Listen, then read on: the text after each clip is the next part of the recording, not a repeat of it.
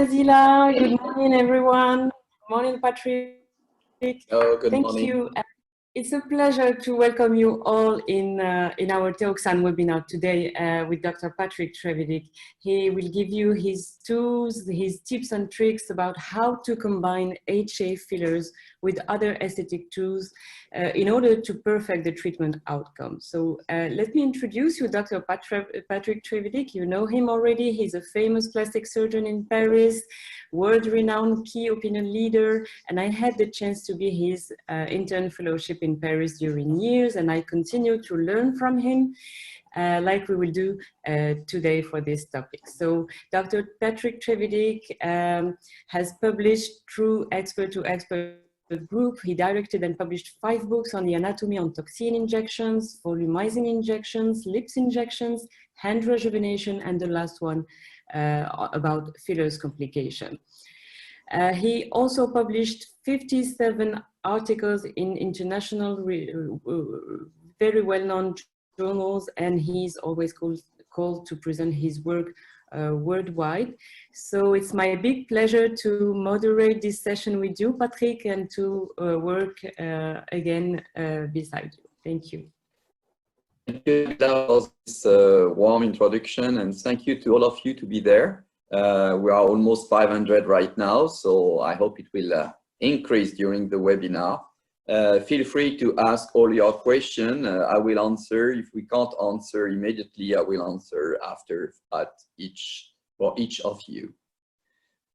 I take this subject because we are, doctors. We are involved in the aesthetic field.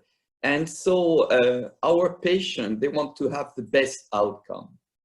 And we know that because of the aging process, because of the skin, because of the muscle, sometimes we can't achieve with just one tool, a beautiful outcome. So sometimes because one treatment is not enough, you will need to combine. And also, it depends on the areas. I will limit, my talk today because it's too huge. And so I will take 2 examples, 2 areas in the upper face and in the lower face. And I will talk only about the combined treatment with toxin and hyaluronic acid. And because you know that now in US, Teoxan did a deal with Revance that is a future new botulinum toxin with a lot of hope in this new toxin. And so it's for that I choose this treatment today. So when and where we need a combined treatment. For example, if you look at this picture here of this man, you know that if you do toxin there, you will not erase all the line. And you have also patients that arrive to your office, like me, and say to me, hey, Patrick, I want you to erase all my lines, whatever the technique you use. So where are all the areas where we can do combined treatment? We will see 2. I pick the glabellar area and I pick the marionette lines, but I will give you some advice for the other area. I will go deep in the knowledge, I hope, but sometimes because of the time, I will need to go a little bit faster. So when you are looking to these 2 patients on the left side and on the right side, you see that after toxin, the man on the right side, the line disappear totally, so he's very happy. He will not combine for a combined treatment. But on the left side, you see that even after toxin, you keep at the top of the screen, you keep a line. And the patient will come back and say, hey, I come to see you for my lines, but I have still my lines here. So your treatment is not working. So you say, okay, perhaps because I didn't put enough units, but there is a test for that to see if there is enough units. You have just to ask your patient 2 weeks after your toxin, your botulinum toxin, to frown. And at maximum frown, you see no movement. If you see no movement at the maximum frown 2 weeks after your toxin, it means that you reach the right amount of international units to relax at 100% your muscle. So why we have on the left side of your screen always this line that bore, you know, your patient. And look, if they are becoming older, they have, you know, an increasing of the wrinkles when they fall, but they have also the lines where they are at rest. And you know, when you see this patient in your office, because you have the experience that your toxin will not erase everything. And we have to come back to the aging process and to the skin to understand what happens. The primum movens of all your lines, it is the muscle activity. But above this muscle activity, you have the skin aging. And this is a vicious circle. Muscle activity increase the skin aging increase the muscle activity. Look at this patient, 2065. Sure, if you do toxin, you will not erase everything. And why? It's what I call in all my talks, skin memory. What is the skin memory? When you are young, you have a good and healthy skin and your muscle moves. So when your muscle moves here, you see my muscle here at the bottom of my drawings. When my muscle moves, I create lines in the glabellar areas. This is a corrugator muscle. And when I relax my muscle, even if at rest, your fascial muscle are working, we know that because of the fascial palsy. If you compare a patient at rest and with the facial palsy, you see the difference, and you see it's because the muscle, even at rest, is working in the face. Here, you see the muscle activity. But when you are young, when you are at rest, your skin recovers and you have no lines at rest. The more you do that with the vicious circle, and because of the aging process, you will have your muscle in your face that are becoming stronger. So it means at 20, your muscles are weaker than at 50. This is not for your skeletal muscles. So for example, your biceps, it's not the same, it's the opposite. But for facial lines, it's the muscle in the face are becoming stronger. And we have two publications. One did by Leloir, that is a plastic surgeon in Paris, showing in 2009 that this was his hypothesis looking at MRI of muscles. And he said that the muscle gradually strengthened and shortened, and because it shortened more and more, and the subject, the expression become more rigid. And we proved this hypothesis in 2017 when we published this article in the PRS showing that platysma bands, so muscle activity, is stronger when you are becoming older. And we show that on facial palsy. As you can see, on the palsy side, you have no platysma bands. On the non-palsy side, you get a platysma band. So it means that your platysma, with the aging process, has an hyperactivity. And that's the same for all your muscle in your glabellar area. So for example, your corrugator get more activity with your aging process. So it's for that. It's always never too early to start to take care of your skin. There is a big controversy, and perhaps we'll talk after with Nabila, about the treatment with young patients.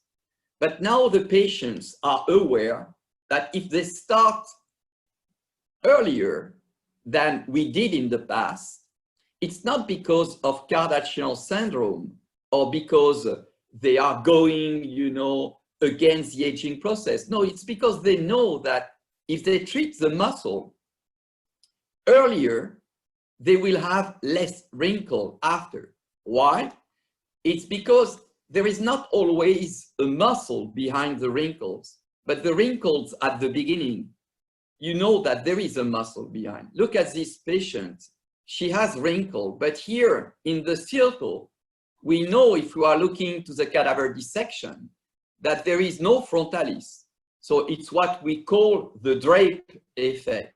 It means because the muscle pull laterally up and create lines, the lines will go on in the midline. So if you think about muscle only, you will do a misconception because you add on this hyperactivity, muscular hyperactivity, you add what we call the extrinsic and intrinsic factors. And this will create, as you can see on this truck driver, on the left side, where you have the extrinsic factor, on the right side, you have the intrinsic factors. You see without movement at rest, you see what happens to your skin. And so if you add muscle activities, lines and fold, and you have the extrinsic and intrinsic factors, you will create the skin memory. It means you will not only with toxin release all these lines.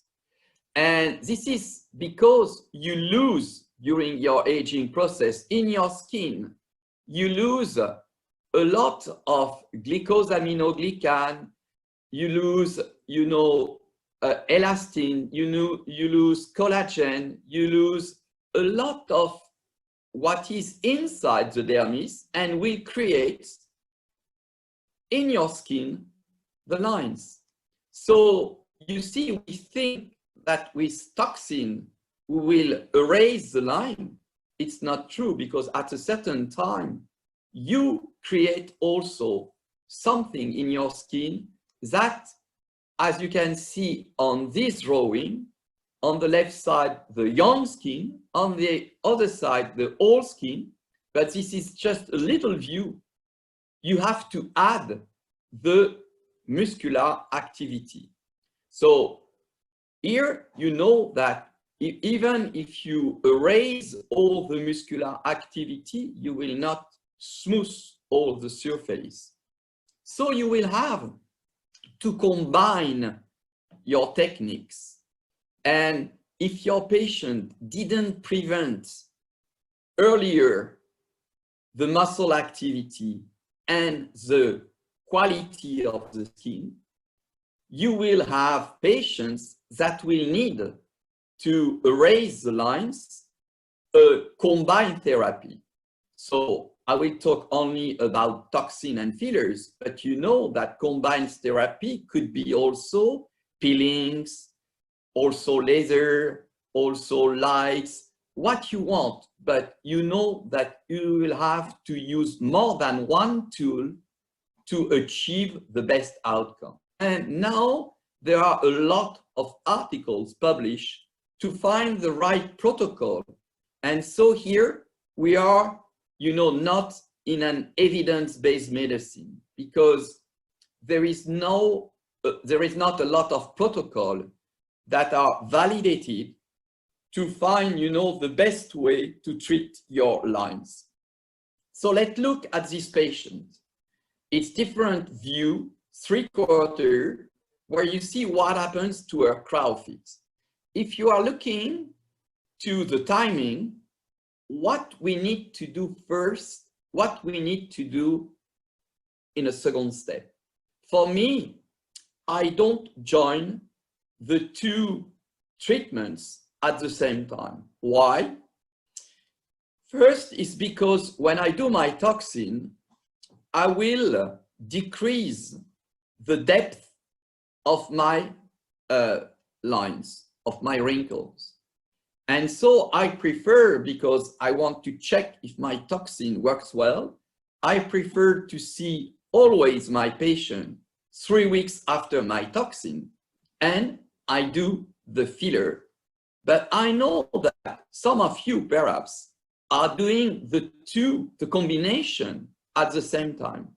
It's sometimes a question of location of your patients because they don't want to come back. So you have to do both. But be very careful, because we will see that the spreading of the toxin can create adverse events. And so when you use a filler in the same area, you can create, a bruising, a swelling, an hematoma that can, put your toxin in more liquid ambiance and leak where you don't want this toxin to go. So it's very important for me first to do the toxin, not to mix the adverse event. So let's start one area, and after we'll go to the lower face. So the one area I choose today, the first one, is the glabellar area, because it's a main demand. Do you know why?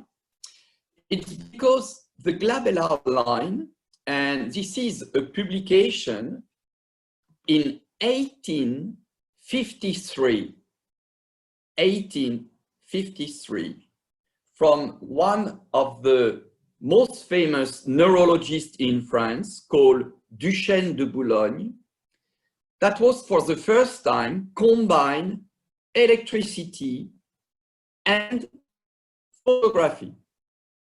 And he published a book that you can read, because it's open on internet on the website, so you can read this book. It's in French, but there are beautiful pictures where you see is made, and at this time it was possible.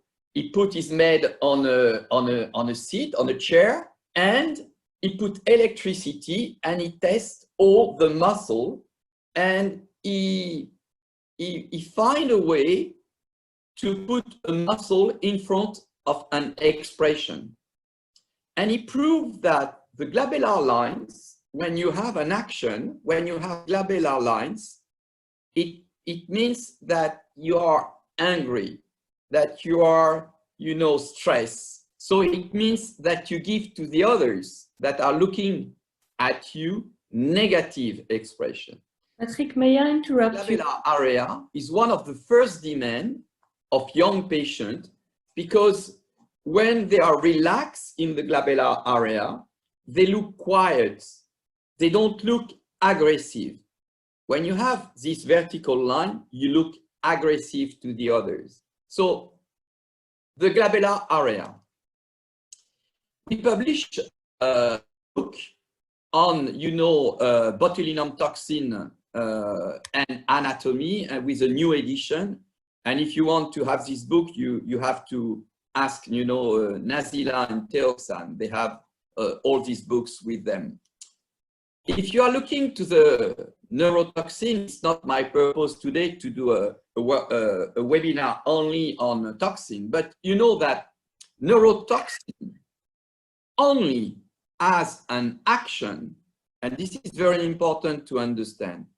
They have an action only at the nerve terminals. It means at the motor end plate. What is the motor end plate? It's where the nerves arrive to the muscular fibers.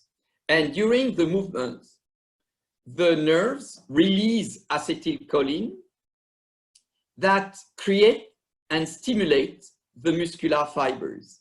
And your neurotoxin, your botulinum neurotoxin, inhibits the transmitter releasing machinery.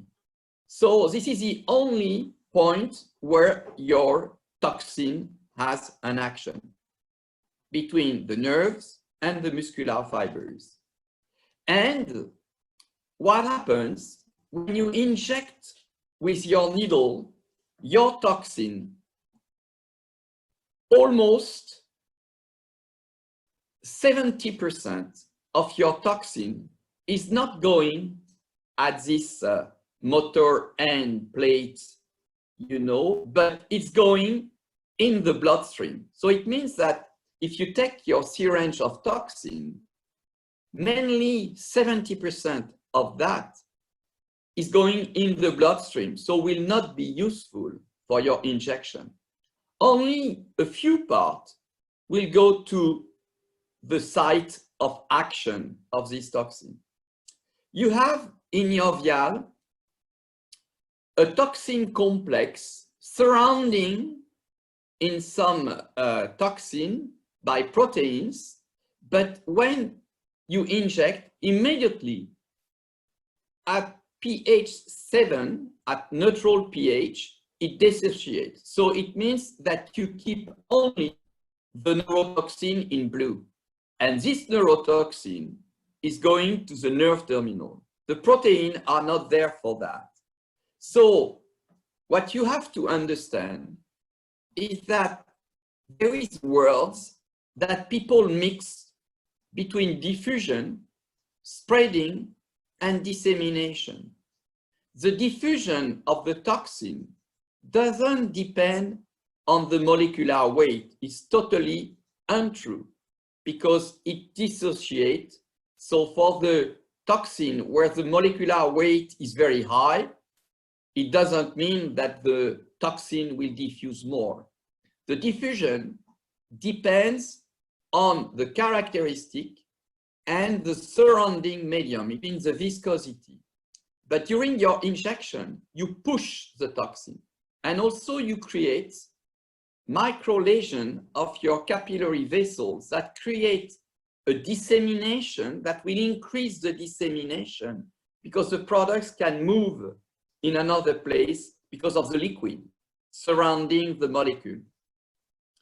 What you have to keep in mind with toxin, and this will be my last slide for that, is highest will be the concentration at the site of the motor end plate location.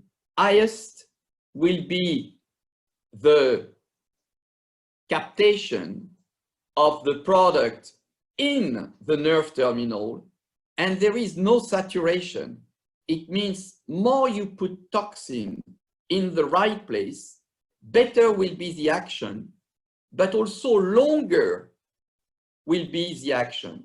So it's very rare that this guy arrived to your office and get, you know, a map of his muscle on his head. So if you want to have the better outcome with toxin, not to lose too much toxin and to have the longer effect, you need to put the product in the right location. So it means inside this motor end plate that you see on this cadaver dissection, this is the motor end place of the orbicularis oculi muscle. So the key point, once again, like for fillers, but not for the same reason, is the anatomy. So you remember the Teoxane approach, ATP, we can do the same with toxin. So if we are looking to the A, it means the anatomy, two questions. Where is the tip of my needle? How many units I need to inject? So it's not the same than HA. It's not a question of ml, it's a question of units. And let's take the glabella. And let's take the anatomy in 3D. If you are looking at the glabellar areas, you have 7 layers in this area. You have bone, deep fat, corrugator, procerus muscle, frontalis muscle, superficial fat, and skin. So if I put my needle straight perpendicular to the bone, I will cross 7 layers of anatomy. But if I want to release the vertical line, I will need to release the action of this muscle in yellow, that is the corrugator supercilii muscle.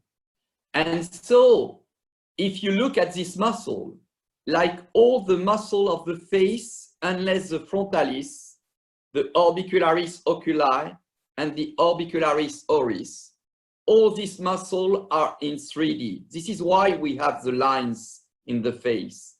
This muscle, and it is the opposite of the skeletal muscle of my biceps. My biceps has 2 bone origin to flex my arm. But my muscle in the face are in 3D with a bone origin here. This is the corrugator bone origin on the nasal bone and a skin insertion above your eyebrow.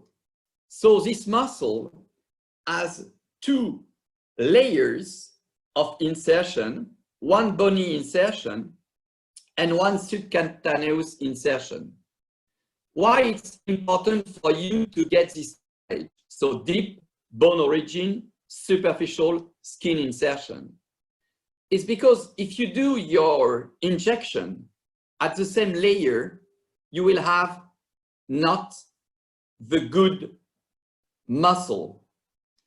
If you do, for example, a deep injection in the glabellar areas, you will touch the corrugator supercilii muscle. But if you go superficial to the glabellar area, you will touch the frontalis muscle. And so your eyebrow will droop down. So the location of your tip of your needle is very important. And same for the skin insertion of the corrugator. If you touch this skin insertion, as you can see here, you can see very well, I will show you. Here, you see here the skin insertion, and the bone origin is always medial to the most medial line. Because if the bone origin of this muscle was a little bit lateral, you will not have this line.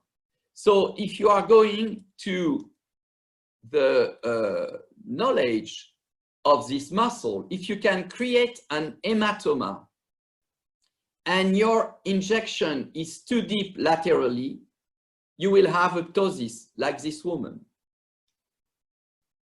And in the corrugator, look, you have 2 motor end plates. So 2 areas where your toxin will have the better outcome. 1 in the bone origin, 1 on the lateral side. So let's start how I do my injection. I do my drawing, you see, with my corrugator dimple here, my bone origin of my muscle here, and I will put for the corrugator 2 points on each side. 1 very superficial in the corrugator dimple with 10 spiral units or 4 international units. Yes, I know it's complicated. It's because the company didn't choose the same units. And here, the deep, you see, I touch the bone and I put 10 again in the bone origin. So I go straight to the bone, to the deep origin, and I put 10 units. And this will relax the muscle. How many units I need to put? Remember that for men, muscle mass is 30% more than women. And the efficacy of a toxin is related to the muscular mass. So it means for the men, you need to put 30% more units. Do we need to change the units if we treat patients of color? No, we have studies now prove that we can do the same amount of units for the colored people, and you will have the same action. If you are looking to what the patient wants, you will have a demand that, you know, put me a lot of stress. If you don't collect your data and your patient arrives 6 months after, because it lasts 4 to 6 months, and say, doctor, I love what you did 6 months ago, and you didn't mark anything, you will be satisfied because she said, I'm very satisfied with what you did 6 months ago, but you will ask yourself, oh la la la la, where did I put the files? So little tip and tricks, because we have our mobile phone at this moment, is to do, you know, a picture of what you will do. It means for me, I use colored pen at the beginning, and I do a drawing of with my colored pen with the number of units I inject. This allows me to correct when I see my patient 3 weeks after what I did, and this allows me to reproduce 6 months after if the patient is happy, the same outcome. So look, this is my patient here, and she has vertical line.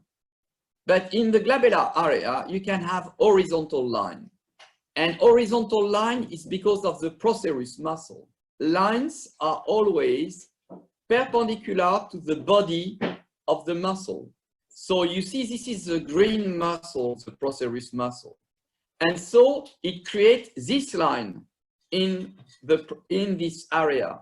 And if you want to stop this muscle that is vertical, you have to remember that, like the corrugator, you have a deep bone origin and a superficial skin insertion. And you will treat because only where are the motor end plates, it's the bone origin, and you have to put, you know, your units in this area. So I treat my patient, but look, I still have the lines. This was before and after, it's at the top. Or this patient here, before on the left, after the toxin on the right. She's coming back and say, what can you do? I want to erase my line. And this is why, in this case, I will do Teoxane filler in this area. But you remember, the glabellar area is one of the most dangerous of the body. So I will use very superficial injection, not to touch the vessel. And this technique is called the blanching technique, published by one of our friends, Patrick Michels, a Swiss doctor. So you need to have the angle of your needle with the skin at less than 20 degrees. And this will create a papilla because you will inject in the dermis, and this will lift the little lines. This blanching technique is very, very useful for all this line. This is the technique I use. But this technique can create some little bumps. So when you treat with this kind of technique your patients, my advice, because you see you have some bumps if you put in the cadaver this, my advice will be to do that, and after, never release your patient if they have still some bump. You have to do after strong massage. So you see, I will inject very superficially to treat the lines and also for safety reason. Because if I inject in a subdermal position, I will use more product and I will inflate this area and I will not treat the lines. So the idea is to treat the line where you have the aging process. And the aging process, you remember, the skin memory is in the dermis. So I put my product in the dermis. And you see what happens if you are in the right plane? The dermis is become white. It's not because you have a vascular compromise. It's because of the pressure and because the product is a gel. So you will have this little spot of white bumps, and after you will have to do a massage. I do a multiple puncture at 90 degrees, because if you try to follow the lines and to be parallel to the lines, you will not be at the same level when you push your needle. Your needle will be up and down. And the strong massage is very important to erase the bump. Don't let your patients, and the product I use for this treatment, and we will talk after, will be RHA1. I do the same after toxin for the lines in the forehead. For example, I do something for the male patient. You see at the beginning of my talk, I will do the toxin plus RHA1.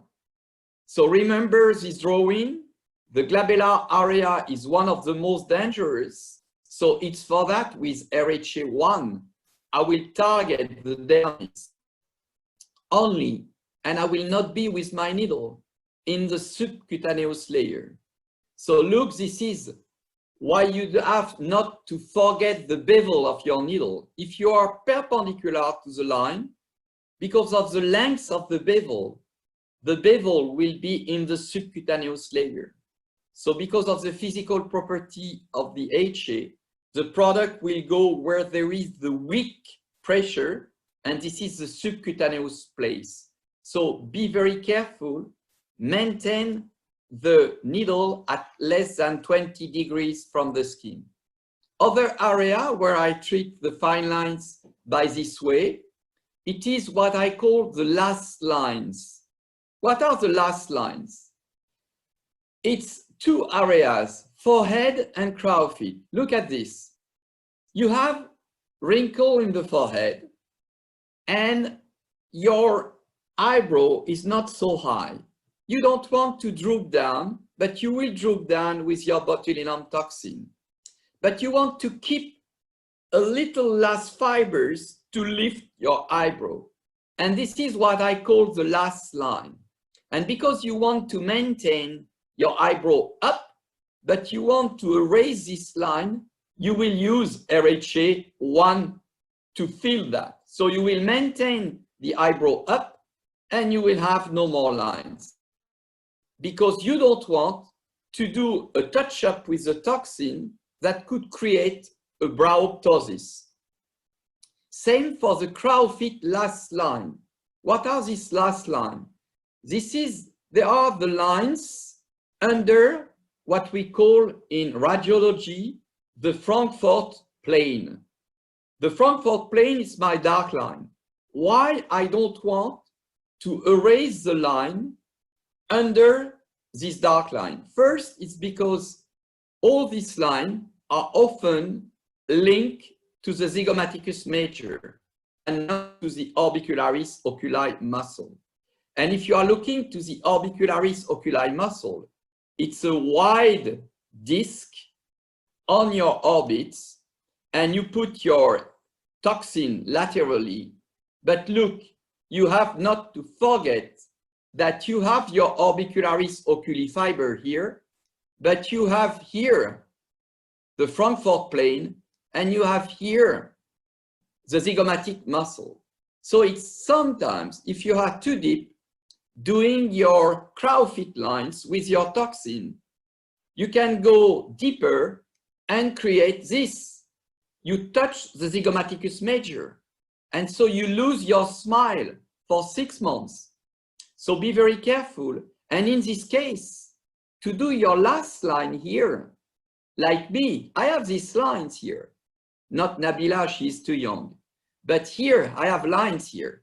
And so I need to do toxin plus HA to correct my lines. Which product I use? My main product is RHA1. I am in a mobile area, glabellar, forehead, crow feet. So I want a product that will move. And RHA scale moves. Why? Because RHA mimic Mother Nature, long chain, weak bones, but RHA1 is a product who has a very high stretch. It's a very forgiving product, and it's creating for the fine lines and the dynamic lines. It's not because they are fine lines that they are not dynamic. And if you are looking to this maneuver that we do, here, you will see the RHA1 and 2 other fillers created to the fine lines, and you move like the movement you have in your superficial fat, in your superficial skin. RHA remains stable, the others break.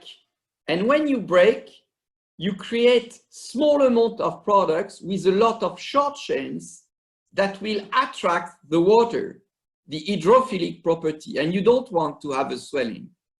And you have another product that you can use for the skin quality and not for the lines. This is Redensity 1 that contain non-crosslink plus a complex almost like Redensity 2, and this complex with the HA, the non-crosslink HA, will create a redensification of the dermis. We have now multiple histologic study and clinical study show that Redensity 1 will increase the collagen and the fibrillin inside the dermis.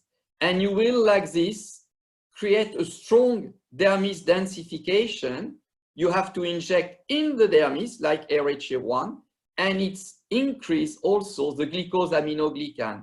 This is what I use for the smiling lines, for example. And this is what I use also, RHA1 plus Redensity 1 in the lips to treat the fine lines. And look, it's deep injection. If it's deep injection, you will create a mouth fish because you will increase your white lip.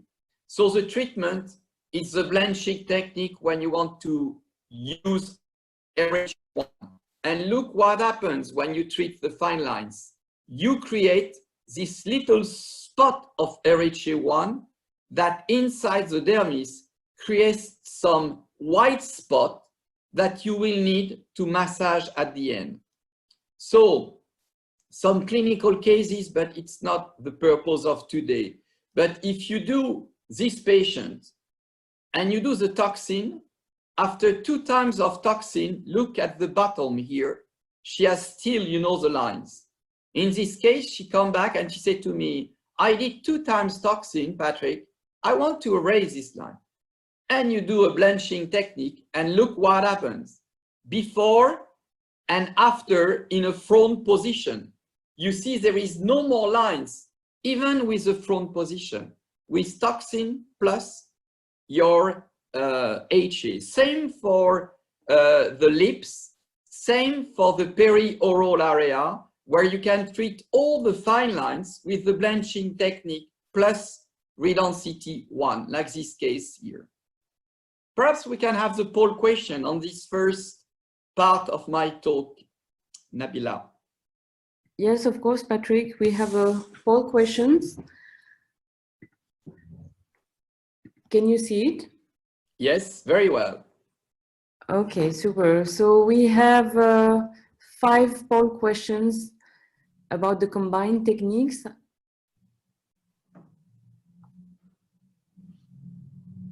Of mixing toxin and seconds to vote.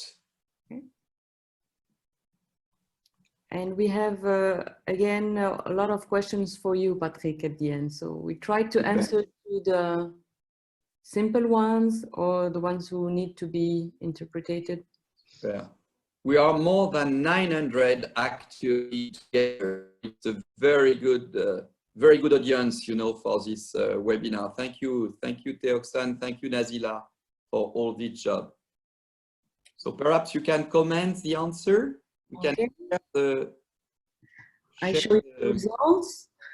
So the combined techniques are useful because the majority answered for both reasons. Lines are created by facial movements and lines are a depression. Yeah. Yes, that's In combined technique, toxin and HA can be used. At the same times, we have only 2%. Always toxin first. The majority answer, the good answer is always toxin first, and only 11% answered. All these answers are good. So just to comment, Patrick, yeah, the majority is agree with your talk, but it's always for me always good to relax and to reduce the contractility, to stretch at the max the wrinkles. It will be useful because 2 or 3 weeks after we will use less filler and we will be safe. Because otherwise, if you use the fillers and the toxin on the same layer on the same time, you will create like a space with your undermining, with cannula or needle, or your HA filler will spread, will make the botulinum toxin spreading, and we can have some adverse events with the toxin, for example, spread into the DLI when you are injecting the pre-jol and the toxin on the first on the same session. Regarding the safety, superficial injection is not dangerous. So the answer was yes. A very superficial injection now, thanks to the technology and the rheological properties of these dynamic fillers, we can be really, like you showed, under the epidermis with the blanching technique. In the glabella, the main muscle involved is, of course, the corrugator. And RHA1 is dedicated to the superficial lines and skin quality. So yes, at 98%, yes, with the filling effect and the hydration effect and the stimulation of the collagen production. Okay, so I let you continue, Patrick. Yeah, so I take another example because we have always a lot of questions to the lower face, and we did a multi-layering technique webinar recently on the lower face, but it's for me the main area of combined technique. And we published 3 main articles in the PRS last year in 2015, 17 and 19. Because we think that toxin and HA in the lower area are very, very nice to combine. We have 3 main muscles in the lower area, in the lower face. We have the mentalis muscle, the DAO, and the platysma muscle. And we have the last one that is a masseter, but I will not talk about that. It is to reshape the face. If you look at these 3 main muscles, the platysma on your left, the DAO at the top, and at the bottom you have the mentalis, you can treat each area like this. But we have to deal with the anatomy when we are looking to this area. And if you are looking to the lower face, you know that the lower face is located between the neck at the lower part and the commissure. So this is the lower face. And when you are looking in this area, and you are, looking at what you have in this area, in the chin, for example, you have skin and superficial fat, then you have the muscle, and then you have the bone. And if you look on profile, it's skin, superficial fat, mentalis muscle, deep fat, and bone. This is why in this area, you can relax this muscle, that is the mentalis, plus a multi-layering technique. It means injecting deep, ultra deep, and injecting superficial RHA4. The DAO, depressor angulioris, create the marionette line, but not all the marionette lines. We have now data showing that the marionette line, as you can see here, the dark line, is located, just above this muscle, but only the upper part of this muscle will create your marionette line. The lower part of the marionette line, it is because of the mandibular ligaments. This is why the combined technique will be very useful in this area, Because if you do only one technique, you will have not the best outcome. And this is a danger here. The danger in the lower face, you can palpate the danger. It's a fascial artery, and this fascial artery is very deep. So each time you will have to do an injection in this area, if you are just at the front of the masseter, you can palpate your artery under your fingers. Please don't do a deep injection. And if you are looking to the face and you are looking to the marionette line, you can see that you have the mandibular line, you have the chin, and here you have the mandibular ligament and the premasseteric ligament, where is the fascial artery. And between these two fixed points, you have the jaw. The jaw is fat, is increasing with the aging process, and because the weight increase, the skin laxity increase, your jaw is drooping down. So if you are looking to a cadaver, between these two fixed points, the mandibular ligaments going from the bone to the skin, creating the pre-jaw sulcus, you have the posterior ligaments, where is your fascial artery, and between these two fixed points, you have the jaw, mobile, drooping down under the line. So this is your anatomy, your classic anatomy of your marionette lines. Your mandibular angle, it's less useful because it will not be my talk, but you have skin, superficial fat, then you have the muscle, and as you can see here, you see very well the fascial pedicle at the front of your masseter muscle. So if I'm going to the marionette lines treatments, I will have two steps. I will relax the DAO that give, you know, the sad look, you know, the look with the commissure that is drooping down, and I will do a toxin. But a lot of you, if you look to these drawings, this is anatomical drawing that are in our book, you see that under the DAO, each time you have the DLE. So if you don't take care about that, you see the red muscle that is DAO, and you see the muscle that is coming and going under, and this is the DLE. And if you touch the DLE, you will have this. So people tell me how we can do a safe injection, a safe botulinum toxin injection in this area. Let's go to the cadaver lab and look what are the relation between your, here, the DLE and the DAO. The DAO is just above the anterior border, is just above the DLE. So the worst area to inject the DAO will be the middle of the DAO.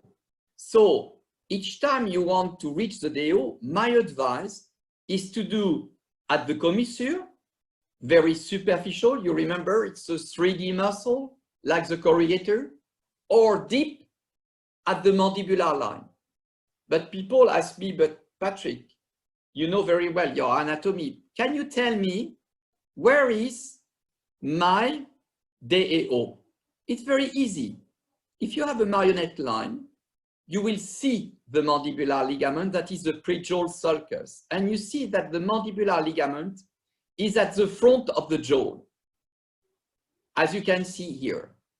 But the front of the jaw, it's also the posterior border of the DAO. So you draw the mandibular ligaments and you put a line from the mandibular ligament to the commissure. And this is the posterior border of your DAO. And this is where your DAO is. And you do your 2 points deep at the bottom, or an upper point superficial in yellow behind the commissure, not at the front of the commissure, or you will reach the orbicularis oris. So you see, it's easy to locate this muscle on your patient. Let's show you how I do. This is my marionette line, my jaw. The anterior part of my jaw, this is my mandibular ligaments. I draw my triangle straight to the commissure, and my anterior part of my DAO is going from the mentalis to my posterior part of my DAO. And I will do my 2 points with my botulinum toxin and put, 2 points deep on the bone. And I will show you where is the DLE in white. The DLE is going under the DAO. So don't do your injection in the middle part of your DAO. You can put it above or under. Here, I will put my 2 points at the lower part of my DAO. So it's very easy. I will take my needle and I will do my 2 points, and I will inject 2 points of 10 Spywood units each, or 3 international units for the lower point. So going straight to the bone and injecting slowly, in this case, in this area. So first, as you can see, I inject 10, and I will go to the other point and injecting 10 too. So then, you remember, I have 2 parts in my marionette line. So if I am at the beginning, the DAO will correct it, but mostly the patient arrive for all. So you will have to do the multi-layering technique. What is the multi-layering technique? You remember, is to put deeply in the mandibular ligaments, ultra deep, because it's strong, it's firm, it's cohesive, it's like a volumizer, strong volumizer, and superficially in the marionette line, I will put the RHA4 because I will move in this area, and so I want to correct that. So the algorithm is very clear. Deep, I will put my ultra deep, superficial, so deep in the mandibular ligament, I will do a bolus straight to the bone, and superficial with a cannula, I will use RHA4. This is before and after. Normally, it's a surgical case, this lady, but I put the multi-layering technique with the toxin. So if I show you, I hope it will start. I don't know why. Ah, yes. So this is my drawing here, and I will use an injection to treat this marionette line. So I did my ultra deep injection, a bolus, where is my mandibular ligament, and I will use a cannula just to put in the superficial layers from the commissure to the mandibular ligament and lower, because my jaw droop lower than my mandibular line. I will fill this triangle in red. This is the secret. You have to put your cannula lower than your normal mandibular line. So you put the tip of your cannula to the lowest peak of the jaw, and you will inject.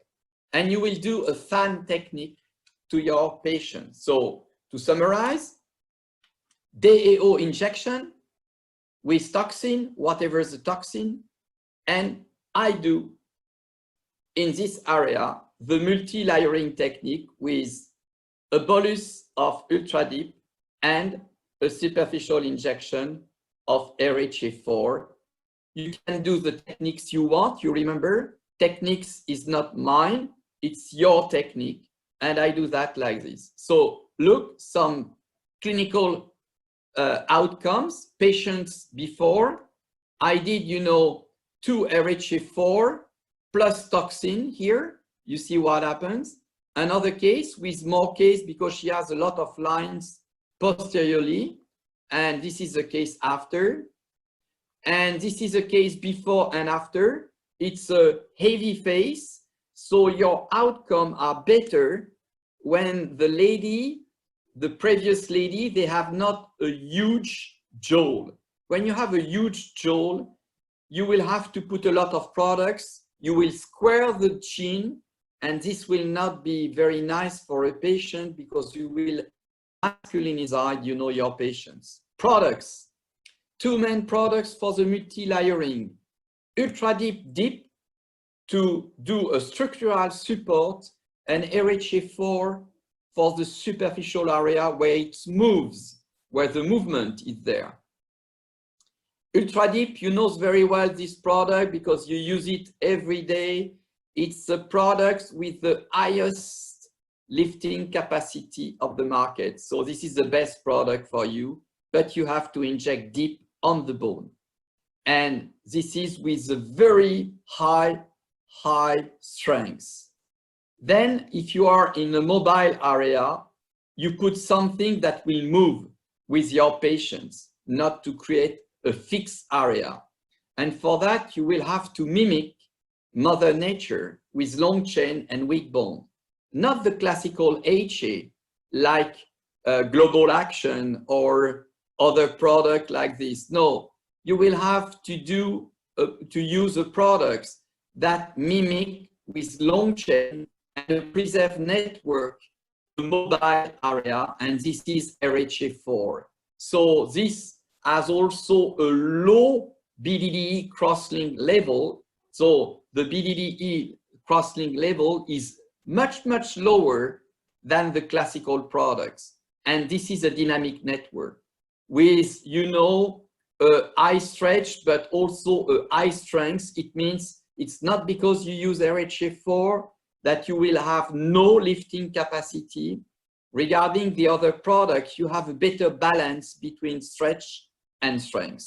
So we use this, but we don't have a lot of time to explain, but in the fact, the products remain stable with the movement. And because you put this product in the fat, we did this test in the oil.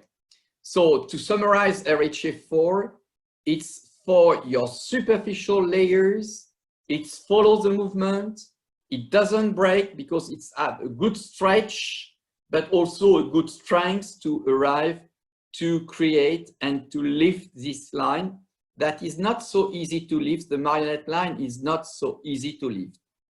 And we arrive to the second pole of question. Nabila, it's your turn. Yes, Patrick. Poll number 2. Here you are. Can you see it? Yes, very well. So for the lower face, we are having 4 questions.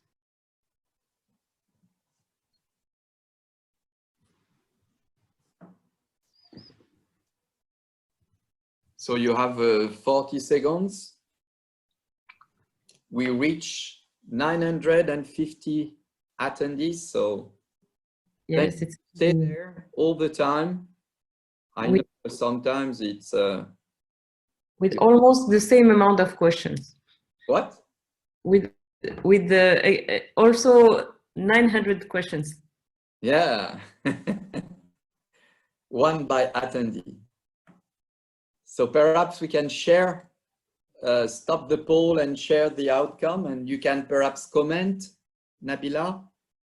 Yes, of course, Patrick. In the lower face, combined technique can be used for the chin, marionette lines, or both answers. So the answer, of course, is for both the chin and the marionette lines because of these 2 strong muscle in the lower face. Chin is the mentalis muscle, so this is the muscle which gives us the peau d'orange aspect. Orange skin. Yeah, and dimple chin, and the marionette lines, of course, is the strongest depressor anguli oris. Second question, which muscle is involved in the marionette line? So this is what I just said, DAO. Ultra deep, is it dedicated to create a support? So the answer, of course, is yes. Good. Can you something, Patrick? Or? Yes, we know also that the marionette fold is so complicated to treat. It's because it's a mix of fixed point, muscle, fat behind that increase. And I forget one, because I didn't want to confuse all the people who are beginners. There is also the platysma that reach the posterior border of the DO and pull down, like the DO, the commissure.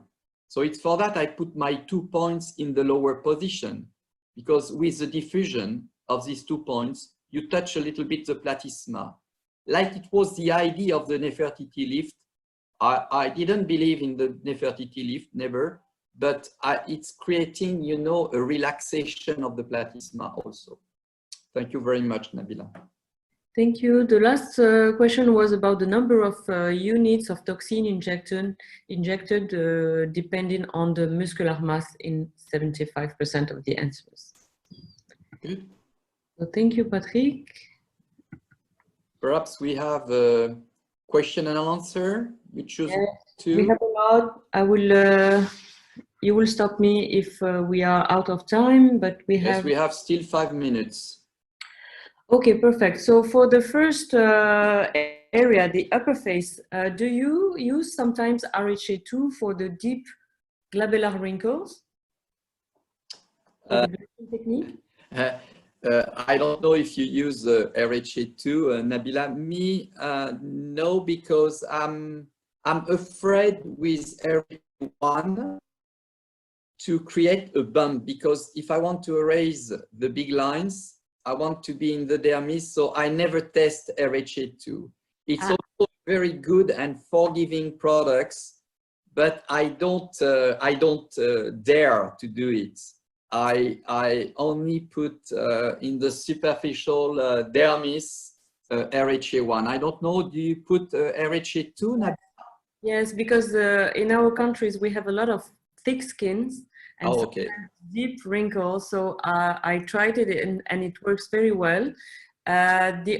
With the same blanching technique, as superficial as you are with RHA1, the only thing is that we have to really spread and massage the bump that we could have. But it's never more than 24 hours before disappearing. And as I'm a female doctor, I have nails, so I use the back of my nail at the end with the post-procedure cream to spread and to massage the RHA2, and it's really amazing on that and on some atrophic scars too. No, this is why you have beautiful nails. It's all for that. That's not the only reason, Patrick. And I have another question about the amount of product you are using with RHA1 with this blanching technique in the glabella. Oh, it's amazing when you do a blanching technique, how little amount you need to lift. Why? It's because you are superficial, more you lift. It depends on your layers. For example, if you put RHA1 on the bone, or you put RHA1 in the dermis, the effect will be totally different. So because you put in the dermis with a very high capacity to lift the lines, you don't use a lot. So I never inject 1 syringe of RHA1 in the glabellar area. I inject 0.2 ml of product. And normally I have other location where I can put this product. And if I have no location, you know where I put it? In the Cupid's bow, in the vermilion border. They are always satisfied to get, you know, an injection in this area. It's finished, you know, my little lines. What do you do? My transition with my other question. You use too. Yeah, we have another question about what you just said about the perioral lines. How can you correct this horizontal line, perioral lines that we can have between the columella and the Cupid bow? Oh, these lines are, it's not the same lines that your barcode.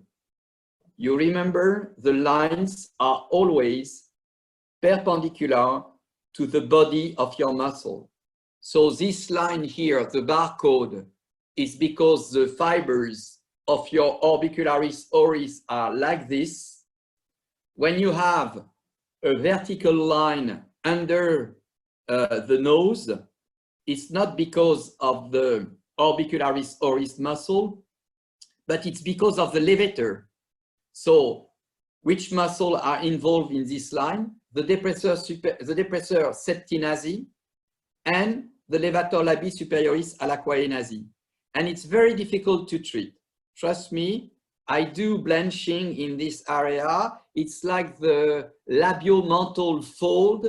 Also, I use a blanching technique, but sometimes it's not strong enough to raise the line. I don't know if you have a secret, Nabila, to share with us, but it's very difficult. It's very difficult to achieve, yes, because it's both muscular and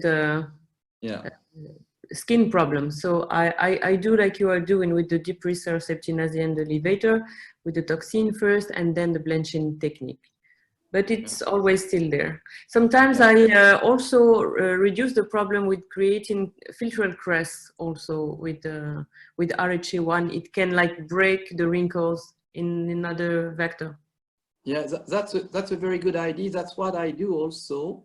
This is interesting what you say, because when you have the barcode, what I do with my RHA1, I do the blanching technique, plus as you do with your Filtrum column, I do that with the vermilion border.